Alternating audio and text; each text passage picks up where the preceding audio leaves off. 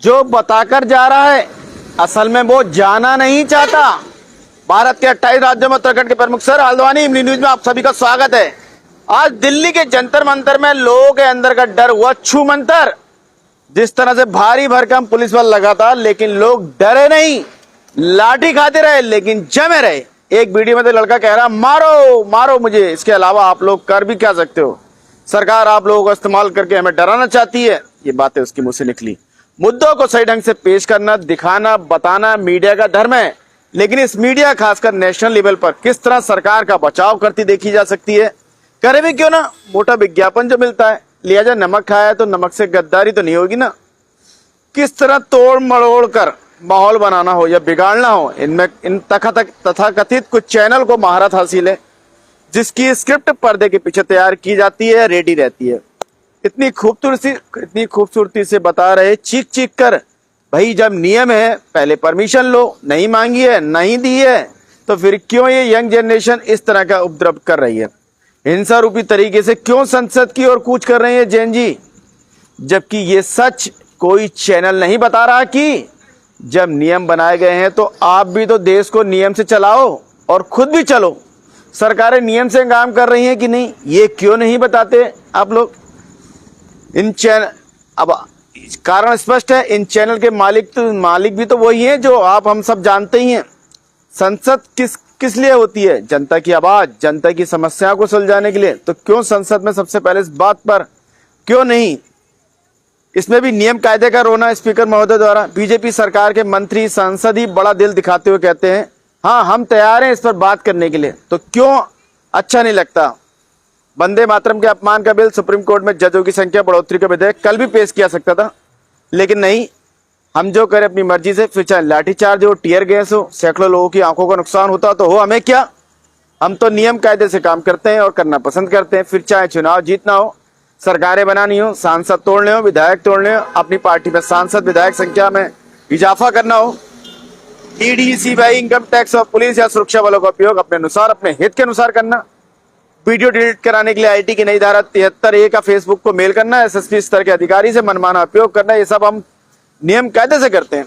हिंदू मुस्लिम हर घटना से हम सब कुछ नियमानुसार करते हैं। ये देश की सबसे बड़ी ईमानदार पार्टी कहती है, जो बेरोजगारी के नाम पर सिर्फ डाटा पेश करती है। बड़े बड़े बिजनेस मीट के कार्यक्रम रखे जाते हैं जिस पर सैकड़ों करोड़ों रुपए जनता की कमाई के खर्च कर दिया जाता है। नतीजा ढाक के 3 पात, सिर्फ हरा भरा योजनाएं टीवी मीडिया पर दिखा दिया जाता है। लो हमने ये किया विकास, जबकि पिछली सरकारों ने लूट करी, जो स्वाभाविक है बताना। आज जो प्रतिनिधिमंडल जेपी नड्डा से मिला, उन्होंने बताया हमें बातचीत के लिए नड्डा जी ने आमंत्रित किया, जिसमें हमने 3 मांगे रखी, जिसमें सोनम वांगचुक की निगरानी नहीं, शिक्षा मंत्री को बर्खास्त या इस्तीफा, तीसरा जो सुसाइड किया नीट के अंतर्गत उनको 1-1 करोड़ रुपए दिए जाए उनके परिवारों को। जबकि मीडिया में कुछ और चल रहा था उस समय। हालांकि कुछ चैनल में पूरी बाइट सीजेपी प्रतिनिधिमंडल की सुनाई, जिससे तस्वीर क्लियर हुई। इसमें पूर्व दिल्ली के जंतर मंतर पर सुबह से ही देश के अलग अलग हिस्सों से लोग आने जाने लगे। हालांकि देश में कुछ छपास वाले लोगों ने पुलिस को खुद ही सूचना देकर अपने जाने को रुकवा दिया, वरना दिल्ली जाना किसके लिए कठिन है। फिलहाल बड़ी संख्या में लोग पहुंचे, जिसमें 20 से 22, 23, 24, 27, 28, 30 साल के बच्चे बहुत बड़ी संख्या में मौजूद दिखे। हालांकि आज के प्रदर्शन को रोकने के लिए 7-1000 से अधिक पुलिस बल और सीमा सुरक्षा बल लगाया गया था। खुद दिल्ली के पुलिस कमिश्नर सचिवालय थाने में मौजूद रहे, मामले की निगरानी कर रहे थे।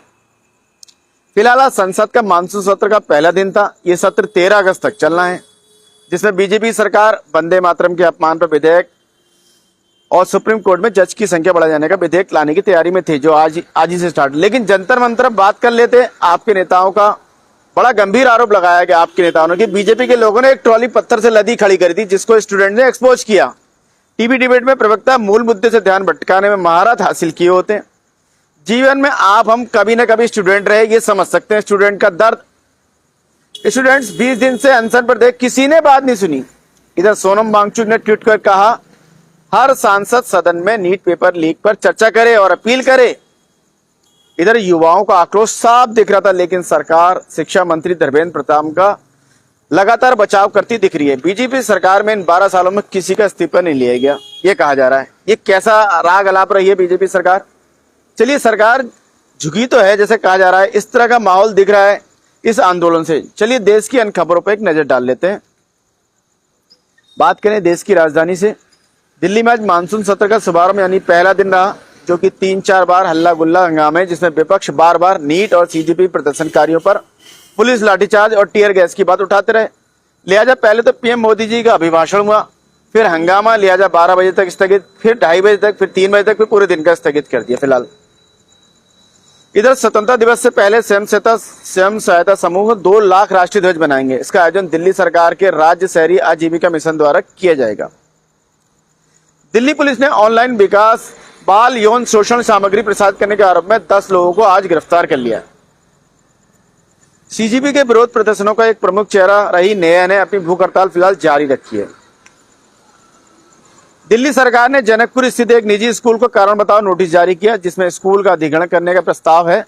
शिक्षा मंत्री आशीष सूद ने कहा कि स्कूल में नर्सरी की छात्रा के साथ हुए यौन उत्पीड़न को छिपाने सहित कई तरह की कमियां पाई गई थी। यहाँ बात करें देश की आर्थिक राजधानी मुंबई से, 23 जुलाई से 6 अगस्त तक निषेधाज्ञा लागू, पुलिस ने सार्वजनिक व्यवस्था बिगड़ने की आशंका जताई है।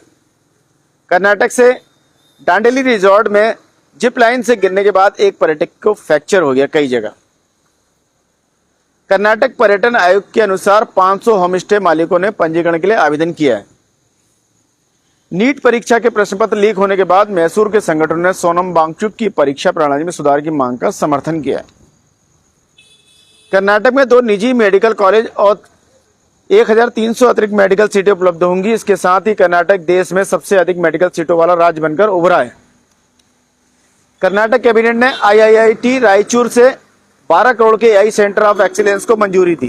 कर्नाटक मंत्रिमंडल ने रायचूर स्थित भारतीय सूचना प्रौद्योगिकी संस्थान में एआई उत्कृष्टता केंद्र की स्थापना को मंजूरी दे दी है, जिसके लिए 5 वर्षों में 12 करोड़ रुपए का बजट आवंटित किया जाएगा। केरलम से कन्नूर के बीडीएस छात्र की हत्या, कई हफ्तों तक फरार रहने के बाद मुख्य आरोपी डॉक्टर राम को कर्नाटक ने गिरफ्तार किया। केरल के स्वास्थ्य मंत्री के मुरलीधरन ने आरोप लगाया कि एमसीएच में खाद्य पैकेट वितरण को लेकर हुए विवाद के पीछे निहित स्वार्थ है।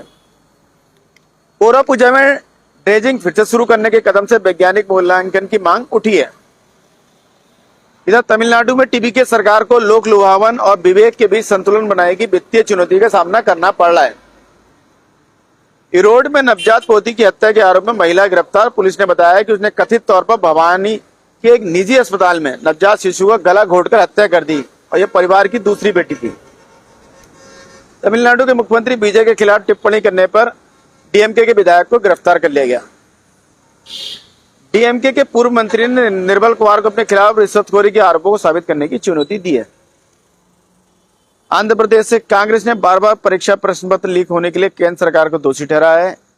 एपीसीसी के कार्यकारी अध्यक्ष का कहना है कि बार बार होने वाली परीक्षा अनियमितताओं की परीक्षा प्रणाली में विश्वास को कम कर दिया है और देश भर में लाखों छात्रों को प्रभावित किया है।